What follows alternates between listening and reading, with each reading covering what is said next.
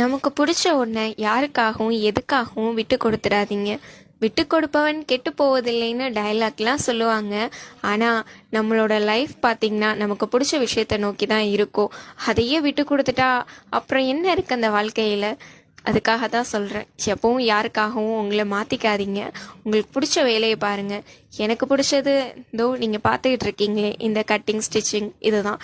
இதை நான் யாருக்காகவும் எப்பவும் விட்டு கொடுக்க மாட்டேன், விட்டு போகவும் மாட்டேன். எல்லாரும் சொல்லுவாங்க, ஊரில் அத்தனை டைலர் இருக்கான், வீட்டுக்கு வீடு தைய மிஷின் இருக்குது, என்னமோ புதுசாக நீ மட்டும் தான் தைக்கிற மாதிரி இப்படி ஓவரா சீன் போடாத, இப்படி சொல்லி நம்மளை காண்டேத்துறதுக்குனே ஒரு கோஷ்டி இருக்கும். அது எல்லா இடத்துலையுமே இருக்கும்.